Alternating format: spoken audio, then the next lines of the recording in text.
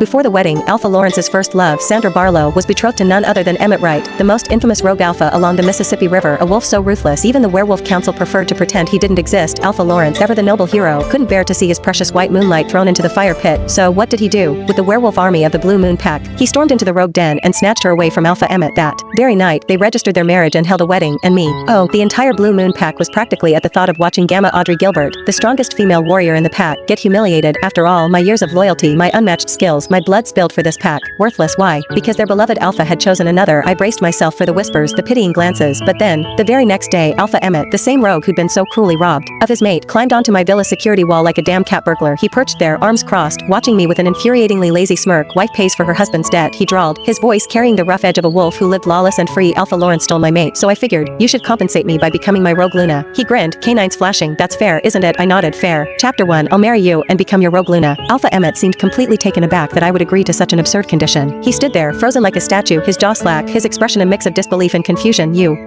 are you serious? He finally stammered, his eyes wide as if he'd just seen a ghost. 3 days from now, I'll come to marry you, no backing out. I shrugged with a smirk. Yes, I said it, never take backs. The poor guy practically tripped over his own feet as he scrambled down the wall, clearly terrified I might change my mind. Just as he reached the ground, he stumbled and almost face-planted. I laughed, the sound light and genuine. For someone with the reputation of being a rogue alpha to the core, Emmett was unexpectedly charming in an awkward kind of way, not the arrogant brute the rumors painted him to be. My amusement was cut short when a voice interrupted my thoughts. Sliding into my mind through the pack link, Gamma, came the calm, measured voice of my servant. Alpha Lawrence is waiting for you in the living room. The laughter vanished from my face in an instant. My wolf, usually heard this will be happy or wag her tail, but now went deathly silent. By the time I reached the living room, my smile was gone, replaced by a mask of cool detachment. Alpha Lawrence was standing there, his posture as confident as ever, but the forced smile on his lips gave him away. Alpha Lawrence, I said evenly, shouldn't you be at home with your new Luna? What urgent business brings you here? His grin faltered for a split second before he forced it wider. Audrey, you know I wouldn't come if it wasn't important. I crossed my arms, leaning against the doorframe with an arched brow. Important enough to leave your honeymoon, he sighed, running a hand through his hair. Sandra's too soft, she'd be ruined if I let her marry that rogue. You know she wouldn't survive in a life like that. I tilted my head, my tone laced with mockery, and yet, you didn't hesitate to ruin me and my family's reputation. Funny how that works. His face fell, but he quickly recovered. Audrey, let's not do this. I didn't have a choice. You know I care about you. Alpha Lawrence, I said, voice cold and steady, our engagement is over. There's nothing more to say. He took a step closer, his hand reaching out as if to placate me. Audrey, don't be rash. Just because I married her doesn't mean things have to change between us. I stared at him, incredulous. He actually believed the garbage coming out of his mouth. Sandra won't mind. She's sweet, understanding. You just need to be patient for now. Be my girlfriend until things settle. When you have my pup, I'll bring you back to my estate. We'll be together, all three of us. You and Sandra are both important to me, and I swear I'll treat you equally. Neither of you will feel neglected. I couldn't believe what I was hearing. The audacity of this man to ask the strongest female Gamma in the pack to be his mistress. Even if I were willing, my family would never tolerate such humiliation. I laughed, a sharp, humorless sound that made him flinch. I, Audrey Gilbert, won't be anyone's mistress. His smile faltered, annoyance flickering in his eyes. Audrey, don't make this difficult. Being my mistress isn't as bad as you're making it out to be. I'll make sure no one disrespects you. Why make this so difficult for me? I'm making it difficult for him. I almost laughed in disbelief. Was I the one who had disrupted someone's wedding, dragged another woman to the registry office, and left my family in disgrace? I looked at him mockingly and repeated, I said, I, Audrey Gilbert, will never, never be anyone's mistress. He scowled, you're being unreasonable. The entire Blue Moon Pack knows you're my mate. Do you think anyone else would want you now? You're already ruined. His words were like a dagger, but I didn't flinch. My wolf growled low in my mind, her hackles raised. If she had her way, she'd rip his throat out for daring to speak to me like that, but I wouldn't give him the satisfaction of seeing me lose control. I stood taller, my voice steady and unwavering. I, Audrey Gilbert, would rather live alone for all of my life than settle for being your second choice. Beta Audrey, without me, no one else will ever want you. He stormed out, his word lingering like an unwelcome guest. The slam of the door echoed in the room, but I didn't move, my hands clenched into fists, and a bitter ache in my chest. From the moment I turned 18, I had taken over my father's Gamma position. Thanks to my rare white wolf, that same day, I found my mate. When I first saw Alpha Lawrence, my wolf howled with joy. Mate, the golden boy of the Blue Moon Pack was my destined mate. Even now, years after we graduated, we were still the star couple of the Blue Moon Pack's #1 academy, but the Alpha Lawrence who once adored me, who couldn't bear to see me suffer even the slightest pain, that Lawrence was gone. The man before me now was Sandra's mate. The moment he chose Sandra over me, ignoring my love and trampling on my heart, I should have let go, but I couldn't. 10 years of history between us. I couldn't believe it would lose to their mere 6 months of knowing each other, yet I was wrong, completely, utterly wrong. Chapter 2, Alpha Emmett didn't give me a chance to change my mind. The very next morning, a convoy of wolves from the rogue den arrived at the gates of my villa, their cargo, 25 chests of gold. Yes, you heard that right. 1 chest for every year of my life. When Alpha Emmett opened those chests in my living room, the dazzling gold nearly blinded me. Honestly, I didn't know if I should be impressed or worried about getting robbed. My parents weren't thrilled about Alpha Emmett. Are you sure about this, Audrey? My mom asked for the 10th time. Alpha Emmett's reputation isn't exactly spotless, my dad added, but my mind was made up. Love or power? I replied with a shrug. At least I'll have one of them. Now, was Alpha Emmett's reputation as the rogue alpha of the entire rogue den a little intimidating? Sure, but he was powerful. His pack is tucked away in the remote Mississippi River region, but it was vast and fiercely strong. That kind of strength came with its own allure, and besides, if Sandra Barlow hadn't turned him down, I wouldn't even have this opportunity. Just as I was contemplating how to store all this gold, the door swung open, in walked Alpha Lawrence with Sandra trailing behind him. Upon Seeing the scene before them, both seemed to jump to conclusions. Alpha Lawrence raised his chin with an expression that practically screamed, "I knew it." Sandra, on the other hand, had a glint of greed in her eyes. "Audrey," she cooed, her voice dripping with fake sweetness, "is this all your dowry?" Sandra Barlow is the unwanted product of a drunken night between Delta Kingsley and a stripper. The Barlow family barely tolerated her existence, sending her off on her wedding day with nothing more than a box of pastries. I frowned. "No, it's not." Lawrence scoffed. "Come on, Audrey, drop the act. Yesterday you were all about not getting married and now you're stockpiling your dowry." "Yes, Audrey," Sandra chimed in, her voice sickly sweet. "We're all family now that you're marrying Lawrence." Before I could tell her to shove her idea of family, she turned to Lawrence. "Didn't you prepare a gift for Audrey?" "Go on, show her," she said, tugging on his arm as she moved. A glint of green around her neck caught my eye. My chest tightened. That necklace, a stunning emerald piece, was an heirloom from Lawrence's family meant for the future Luna. I dropped more hints about it than I cared to admit, but he'd always dodged the subject, refusing to part with it, yet there it was, now sitting smugly on Sandra's neck. Noticing my stare, Sandra adjusted her collar, ensuring the necklace sparkled under the light, and then, as if that weren't enough, Lawrence pulled out a small box from his pocket, opened it, and tossed its contents at me. A ring, a cheap ugly ring made of stainless steel. "Here," he said, his tone laced with mockery, "it's for you." I picked up the ring, its chipped rose gold paint flaking off in my hand, and couldn't help but laugh. He was so generous with Sandra, yet so miserly with me. "Wow, Alpha Lawrence," I said, handing it back to him, "this masterpiece should definitely go to your Luna." Alpha Lawrence's face darkened instantly. Furious, he snatched the ring and hurled it out the window. "If you don't want it, then it's trash." Sandra pouted dramatically, stomping her foot. "Audrey, this ring was chosen specifically for you by Lawrence and me. It's a token of our goodwill." "Oh, and Audrey," she continued with a saccharine smile, "I designed a wedding